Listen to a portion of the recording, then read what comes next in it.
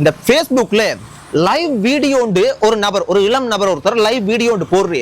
அந்த லைவ் வீடியோல நல்ல சந்தோஷமா மகிழ்ச்சியா கதைச்சு கொண்டிருந்த மாதிரிக்கு அந்த இளம் நபர் அழகான நபர், இந்த தலையில எல்லாம் டையெல்லாம் அடிச்சு பார்க்க நல்ல அழகா இருக்கு, அப்படியே கதைச்சு கொண்டிருந்த மாதிரிக்கு ஒரு சொல்லவே எனக்கு கஷ்டமா இருக்கு, ஒரு தப்பான முடிவெடுத்து அப்படியே அவர் இருந்த இடத்துல மேல இந்த அயன் பாக்ஸ் சைன் பண்ணுவோம் அதை கொழுவி அப்படியே இறந்து போயிட்டீர். தப்பான ஒரு விஷயம் ஒன்று செஞ்சு இறந்து போயிட்டீர். அவர் யார், ஏன் இப்படி செஞ்சீர், இதுக்கு பின்னுக்கு இருக்கிற விஷயம் என்ன அப்படின்றதான் நான் உங்களுக்கு இந்த காணொலியில சொல்ல போறேன். அதை விட ஒரு மோசமான விஷயம் இன்றைக்கு நடந்திருக்கு. ஏனண்டா 26 வயசு இருக்கக்கூடிய ஒரு இளம் நபர் ஒருத்தர் இன்றைக்கு போலீஸால கைது செய்யப்பட்டிருக்கார். ஏன் கைது செய்யப்பட்டிருக்கிறா, அந்த நபரினுடைய அம்மா 54 வயசு இருக்கக்கூடிய தாயையும் 58 வயசு இருக்கக்கூடிய தகப்பன் அவரினுடைய சொந்த அப்பா அம்மாவை பட்டு மோசமா அடிச்சு பட்டு மோசமா, அது சொல்லவே எனக்குண்டா அவ்வளவு கஷ்டமா இருக்கு. எப்படிதான் செய்யறாங்களோ தெரியல. தாயையும் தகப்பனையும் கொலை செய்திருக்கிறார் என்ற குற்றச்சாட்டுல அந்த மகன் கைது செய்யப்பட்டிருக்கு. ஏன் என்ன பிரச்சனை பார்க்க போனா, இப்ப எல்லா குடும்பத்திலையும் சின்ன வாய்த்தக்கம் ஏதாவது சின்ன சின்ன பிரச்சனை எல்லார குடும்பத்திலையும் வரந்தானே. அப்படி ஒரு சின்ன ஏதோ ஒரு பிரச்சனையோட குடும்ப தகராறு ஏதோ ஒண்ணு வந்திருக்கு போல. என்ன பிரச்சனை எனக்கு தெரியவா தெரியும், ஆனா ஏதோ ஒரு குடும்ப தகராறு. ஆனா அந்த மகன் தாயையும் தகப்பனையும் அதுக்காக அடிச்சு கொண்டிருக்கிறார். அந்த சில புகைப்படங்கள் அதெல்லாம் நான் பார்த்தேன். அந்த தாய் கீழே, அதாவது ஒரு மெத்தை கட்டில் ஒன்று இருக்கு ஒரு அறையில, அது அந்த மெத்தை கட்டிலுக்கு கீழே அந்த தாய் அப்படியே குப்புற கிடக்குறாங்க. இந்த தலைக்கு பின் பகுதியில அப்படியே ரத்தம் கண்டுன மாதிரி ஒரு பெரிய காயம் மாதிரி இருக்கு. நான் நினைக்கிறேன் இதாலேயோ குத்தி இருக்கிற தெரியல, இறந்து போய் கிடக்குறாங்க.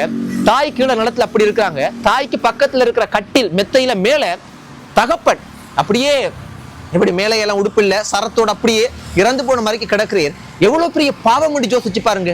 இந்த சம்பவம், இந்த மோசமான செயல் செய்திருக்கிறேன் அந்த மகன் இன்றைக்கு கைது செய்திருக்காங்க. இந்த சம்பவம் எங்க நடந்திருக்குண்டா, ஒரு சிங்கள ஏரியா உண்டு, எம்பிலிப்பட்டி என்று சொல்லப்படக்கூடிய ஒரு சிங்கள மக்கள் அதிகமாக வாழக்கூடிய ஒரு இடத்துல தான் இந்த சம்பவம் நடந்திருக்கு. யோசிச்சு பாருங்க, சொந்த மகனே தாய் தகப்பனை கொலை செய்யக்கூடிய சம்பவங்கள்லாம் நடக்குதுண்டா இந்த சமுதாயம் எங்க போகுதுன்னு பாருங்க. அடுத்தது, இந்த ஃபேஸ்புக்ல ஒரு இளம் நபர் ஒருத்தர் ஒரு தப்பான ஒரு விஷயம் ஒன்று செஞ்சுட்டேன்றது பயங்கர மோசமா வைரலா போய் கொண்டிருக்குது. இது என்னண்டா சொந்தங்களே, இந்த சம்பவமும் ஒரு சிங்கிள் ஏரியால தான் நடந்திருக்குது. கரந்தனி என்று சொல்லப்படக்கூடிய போலீஸ் பிரிவுக்குட்பட்ட இடத்துல தான் அந்த சம்பவம் நடந்திருக்கு. சிங்கிள் ஏரியாவோ தமிழ் ஏரியாவோ முஸ்லீம் ஏரியாவோ எந்த ஏரியாவா இருந்தாலும் மனிதர் தானே. இப்ப என்னண்டா, இந்த நபர் ஃபேஸ்புக்ல ஒரு லைவ் வீடியோ போடுறாரு. அந்த லைவ் வீடியோல நல்லா அழகா நல்லா காய்ச்சி கொண்டிருக்க ஜாலியா. ஆனா அதுல நானும் அந்த வீடியோவை பார்த்து, நான் இந்த சம்பவம் நேற்றைய முன்தினம் 12ஆம் தேதி இரவு தான் நடந்திருக்கு. நான் நினைக்கிறேன் அவர் ட்ரிங்க் பண்றாரு, நான் நினைக்கிறேன் அப்படிதான் இருக்கு, தெளிவா எனக்கு தெரியல. கொஞ்சம் அவர் ட்ரிங்க் பண்ற மாதிரி இருக்கு. அப்படியே ஜாலியா லைவ் வீடியோல காய்ச்சி கொண்டிருந்த மாதிரி ஒரு வீட்டுல மேல்மாடி வீட்டு தான் அவர் இருக்கிறார். மேல்மாடியில ஒரு ஹோல் மாதிரி இருக்கிற இடத்துல தான் இருந்து கதறையெல்லாம் போட்டுதான் அவர் சாப்பிட்டு கொண்டு ட்ரிங்க் பண்ற மாதிரி இருக்கார். மேல அவருக்கு நேரா ஒரு கொஞ்சம் எட்டக்கூடிய பகுதியில் கொஞ்சம் ஏணி வச்சாதான் எட்டும். அப்ப மேல இந்த அயன் பண்ணுவோம், இந்த அயன் பாக்ஸ் உண்ட மாதிரிக்கு அதை கொழுவி போட்டு அப்படியே ஒரு ஓப்பன் அவங்களுக்கு தெளிவா சொல்லணும் அவசியம் இல்லை, அப்படி தப்பான ஒரு விஷயம் மட்டும் செஞ்சு அதுலயே அப்படியே இறந்து போயிட்டு. அப்ப சத்தம் கேட்டு என்னண்டு கீழே, நான் நினைக்கிறேன் அந்த மேல் மாடி கீழே இருந்து ஒரு ஒரு வயது போன அம்மா மாதிரி ஒருத்தவங்க வராங்க. படிக்கட்டு இருக்கு, அந்த படிக்கட்டால் ஏறி வந்தா இவர் இந்த தப்பான ஒரு விஷயம் செஞ்ச இடம். அப்ப பார்த்தா இவர் இப்படி தொங்கி கொண்டிருக்கு. அப்ப அந்த தாய் என்ன செய்யறது ஏது செய்யறேன்னு தெரியாம மகனை, நான் நினைக்கிறேன் அந்த அந்த நபரினுடைய தாய் என்று நினைக்கிறேன், கட்டி பிடிச்சி அழுது குளறாங்க. அழுது குளறி போட்டு அப்படியே அந்த நிலத்துல, அதாவது அந்த மாபுல் மாதிரி நிலத்துல கீழே விழுறாங்க. இவங்களோட சத்தம் கேட்டு இன்னும் 2-3 பெரிய பெரிய ஆண் நபர்கள், பெரிய போசானாக்கள் 2 பேர் வராங்க. அவங்களும் பாக்குறாங்க அந்த வீடியோ. அதுக்கு பிற்பாடு பார்க்க கிடைக்கல. அப்ப ஏன் அவர் இப்படி செஞ்சாரு என்னன்னு பார்க்க போனா சொன்னாங்களே, இந்த நபர் ஒரு நல்ல நபரா, நல்ல ஒரு சூப்பர் ஆனாலா இவர். இப்ப இந்த விஷயம் போலீஸுக்கு தெரியப்படுத்தி போலீஸ் இந்த விசாரணையெல்லாம் தொடங்கிட்டாங்க. விசாரணையெல்லாம் இப்ப நடந்து கொண்டு இருக்குது. இப்ப இந்த நபர் சில வருஷத்துக்கு முதல் இந்த கொரியா மொழி படிச்சு கொரியான்ற நாட்டுக்கு போய் நல்ல அங்க பணியிலையும் அங்க நிறைய கஷ்டப்பட்டு இரவு புகழா கஷ்டப்பட்டு நிறைய பணம் இந்த இறந்த நபர் அவரினுடைய தாய்க்கு பணத்தை அனுப்பி இருக்குது.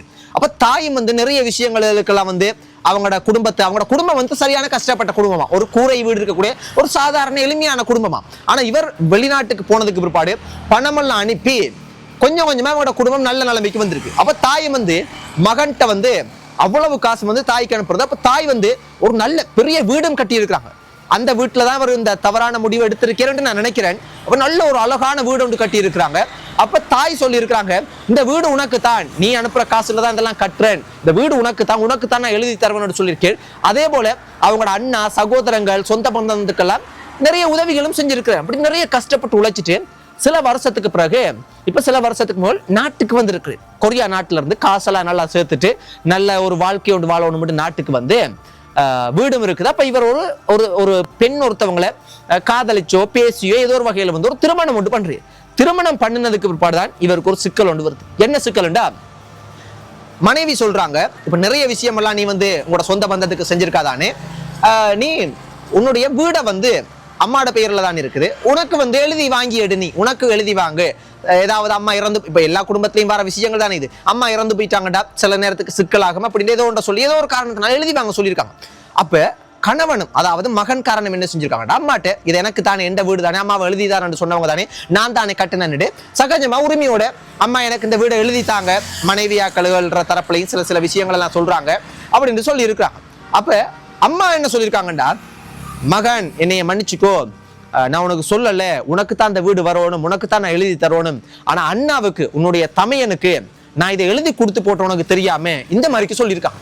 இப்ப இவருக்கு பெரிய அதிர்ச்சி. என்ன அதிர்ச்சிண்டா, நான் அண்ணாவோ சொந்த பந்தங்கள் அம்மாவுக்கு எல்லாருக்குமே உதவி செஞ்சிருக்கேன், வீடும் கட்டி இருக்கிறேன், எனக்குன்னு தான் தாய் சொன்னவங்க, ஆனா இப்படி எனக்கு தெரியாம ஒரு துரோகம் மட்டும் செஞ்சுட்டாங்கன்னு கொஞ்சம் கவலை மாதிரிக்கு போல. சரி அப்படின்னு அதை கடந்து போறதுக்கு அவர் நினைச்சிருந்தாலும் அவர் நிறைய வாகனம் அது இதெல்லாம் வந்து தொழிலெல்லாம் செஞ்சிருக்கார் போல, அதுதான் கொஞ்சம் இறுக்கமாகி கொஞ்சம் அவர் வந்து லொஸ்ட் ஆகிட்டே போல. அப்ப அந்த கணவனினுடைய மனைவியினுடைய தரப்புல வந்து நீ ஒரு ஏமாளி, பலவீனமானால் நீ வந்து பெருசா வேலை இல்லை, உன்னுடைய காசெல்லாம் உழைச்சு உண்ட குடும்பத்துக்கு தான் கொடுத்துருக்கா, உண்ட குடும்பம் கடைசியா உன்னை ஏமாத்திட்டாங்க, துரோகம் பண்ணிட்டாங்க, அது இதுண்டு கொஞ்சம் அப்செட் ஆகுற மாதிரி சில விஷயங்கள் எல்லாம் கதைச்சிருக்காங்க போல. அப்ப இதெல்லாம் யோசிச்சு இவரும் கொரியா நாட்டுல ஒர்க் பண்ணிட்டு வந்ததுக்கு படத்துல ஏதோ வரி பணம் ஏதோ வந்து கட்டணும் போல இருக்கு, அப்படி இப்படிலாம் கட்டி கடைசியில மோசமா வந்துட்டு. அப்ப என்ன செய்யறது ஏது செய்யறேன்னு தெரியாம ஒரு வெளிநாட்டுல இருந்து வந்து நாட்டுல கொஞ்சம் நல்லா வாழ்ந்து மோசமான நிலைமைக்கு போனா கொஞ்சம் கஷ்டமா தான் இருக்கும். அப்ப இதை யோசிச்சு என்ன செய்யறது எது செய்யறேன்னு தெரியாம அம்மாவும் எனக்கு வந்து தவறான விஷயங்களை செஞ்சுட்டாங்க, என்னுடைய சகோதரங்களை என்னை ஏமாத்திட்டாங்க, இந்த மாதிரிக்கு வந்து நினைச்சு கொண்டோ என்னமோடு தெரியல ஃபேஸ்புக்ல லைவ் வீடியோவும் போட்டுட்டு இதை நல்லா யோசிச்சுட்டு நல்லா கதைச்சு கொண்டு இருக்கிற மாதிரிக்கு ஒரு தப்பானோட முடிவு எடுத்துட்டு யோசிச்சு பாருங்க, எவ்வளவு மோசமான விஷயம். உண்மையாகவே இது தப்பானது. இப்படி ஒருத்தவங்க செஞ்சிருக்காங்கடா, இது தப்பு.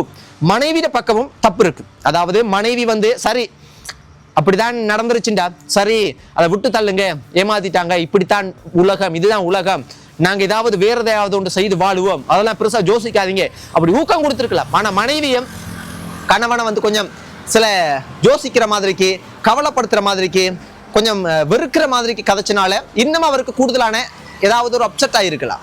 அப்ப ஆனா பாக்குறதுக்கு அழகா இருக்கிற, நல்லா தலையிலாம் டை அடிச்சு ஒரு தப்பான முடிவு எடுக்கிற ஆள் மாதிரியே இல்லை, அவ்வளவு ஃபோர்ஸா இருக்கிறேன், ஆனா உயிரிழந்துட்டு எவ்வளவு கவலையான விஷயம். ஆனா இவ்வளவு நேரமும் சொன்னது என்னடா சொந்தங்களே, அவர் கொரியா நாட்டுக்கு போனது உண்மை, கொரியா மொழி படிச்சது உண்மை, காசு உழைச்சது உண்மை, அவர் நாட்டுக்கு வந்து நல்லா வாழ்ந்தது உண்மை, அந்த ஃபேஸ்புக்ல லைவ் வீடியோ போட்டு ஒரு தப்பான முடிவெடுத்து உயிரிழந்த இதெல்லாம் உண்மை. ஆனா இதுல நான் உங்களுக்கு ஒரு ஸ்டோரி ஒன்று சொன்னேன்லோ, அவங்களோட தாய் அவங்களோட மனைவி இப்படி செஞ்சாங்க, அண்ணா இப்படி செஞ்சாங்க, இதெல்லாமே போலீஸ் வந்து இன்னும் உறுதிப்படுத்தல, விசாரணை போகுது. ஆனா இப்படி ஒரு விஷயம் உண்டு சமூக வலைத்தளத்துல கடும் வைரலா போகுது. அப்ப இது உண்மையா பொய்யான்றது வந்து நமக்கு தெரியல. ஆனா உண்மையா இருக்கிறதுக்கு நிறைய சந்தர்ப்பம் இருக்கு. ஆனா ஒருத்தர் தப்பான முடிவெடுக்கிறதுக்கு லேசுல வேற ஏதாவது காதல் சம்பந்தப்பட்ட விஷயம் வேற பிரச்சனை இருக்கான்னு எனக்கு தெரியல. ஆனா சில நாட்களுக்கு முதல் இது போலதான் நீர்கொழும்பு சிறைச்சாலையில் ஒரு பெண் ஒருத்தவங்க அந்த பெரிய கலவரத்துல மேல நின்ற ஒரு பெண் ஒருத்தவங்களோட ஸ்டோரி உண்டு, இப்படி அப்படி அப்படின்லாம் வந்து சொன்னாங்க. ஆனா அது உண்மை இல்லைன்றது சில நாட்களுக்கு பிற்பாடுதான் மக்களுக்கு தெரிய வந்தது. ஆனா நான் காணொலி கதைக்கும் போதே அது உண்மை இல்லைன்னு நான் சொல்லிட்டேன். அப்ப இதுவும் சில நேரத்துக்கு பொய்யா கூட இருக்கலாம். ஆனா உண்மையா பொய்யான்னு எனக்கு தெரியல. இப்போ ஒரு பிரச்சனையோடு நடந்தா அக்கம் பக்கத்துல இருக்கிறவங்க நண்பர்கள் அப்படி சில விஷயங்கள் எல்லாம் சொல்லுவாங்க தானே, அப்படி அடிபட்டு இப்படி வந்த விஷயமாவும் இருக்கலாம், உண்மையாகவும் இருக்கலாம், சில நேரத்துக்கு பொய்யாவும் இருக்கலாம், சொல்லலாம். ஏன்னா போலீஸ் உறுதிப்படுத்தல, இன்னும் போலீஸ் உறுதிப்படுத்தியிருந்தா விசாரணைகள் முடிஞ்சு நேரடியாகவே வந்து பப்ளிக்கு வந்திருக்கு. ஆனா இப்படி ஒரு விஷயம் வைரலா போகுது. ஆனா இந்த மாதிரியான சம்பவங்கள் நிறைய நடக்குது சொந்தங்கள். எனக்கு நிறைய நபர்கள் வந்து கனடால இருக்கிறவங்க, ஜெர்மனி, டென்மார்க், ஏன் சுவிஸ்ல இருக்கிற ஒரு அக்காச்சி கூட வந்து சில வருஷத்துக்கு மேல் சொல்லியிருந்தாங்க. அப்படி நிறைய நபர்கள் வந்து கதைக்குள்ள சொல்ற மிகவும் வேதனைப்பட்டு சொல்ற முக்கியமான விஷயம் என்னடா, நம்பி அண்ணா, தம்பி, தங்கச்சி, சொந்த பந்தங்கள் இப்படி நம்பி காணியோ வீடோ ஏதாவது ஒரு நம்பிக்கையின் அடிப்படையில் செஞ்சிருப்பாங்க, ஆனா ஏமாத்தி இருப்பாங்க. இப்ப கூட சில நாட்களுக்கு முதல்ல இருந்து சொல்றாங்க, ஒரு யூகேல இருக்கிற காட்சி கூட அவங்களோட சகோதரங்கள் இவ்வளவு காணி அது இதெல்லாம் சொத்தையெல்லாம் ஏமாத்திட்டாங்க, கடுமையா வேதனைப்படுறாங்க. இப்படி நிறைய விஷயங்கள் நடக்குது. உண்மையாகவே இந்த காசுக்காகவும் பணத்துக்காகவும் ஏமாத்துற நிறைய விஷயங்களை பார்க்க கிடைக்குது. நான் ஒன்றுதான் சொல்லுவேன், இந்த உலகத்துல வாழ்றதுக்கு காசு பணம் உண்மையா வந்து தேவை இல்லைன்னு சொல்லல. ஆனா அந்த காசு பணம் எங்கட வியர்வை சிந்து நாங்க உழைச்சதா இருக்கும். அப்படி இல்லைண்டா அது இன்னொருத்தவங்களோட பணமா இருந்தா அது அன்பளிப்பா சந்தோஷமா தந்ததா இருக்கும். ஆனா நாங்க யாரையாவது ஏமாத்தி அவங்கள வந்து அவங்களுக்கு துரோகம் பண்ணி அப்படி பணம் வாங்கினோம்டா மோசமான விஷயம். அது ரொம்ப ரொம்ப ஆபத்தான விஷயம். நன்றி சொந்தங்களே, இப்படி 2 விஷயம் நாட்டுல நடந்திருக்குது. நீங்க இதை பத்தி என்ன நினைக்கிறீங்க? உங்களோட கருத்துக்களை சொல்லுங்க. இந்த நாள் எனக்கு, உங்களுக்கு, எல்லாருக்குமே ஒரு சந்தோஷமான நாளா, இன்றைக்கு மட்டுமல்ல நாளைக்கு எல்லா நாளும் ஒரு நல்ல நாளா இருக்கணும் கடவுளை வேண்டிக் கொள்றேன். எனக்காகவும் நீங்க கடவுளை வேண்டிக் கொள்ளுங்க. நன்றி. Good night. Sweet dreams. Cheers. By.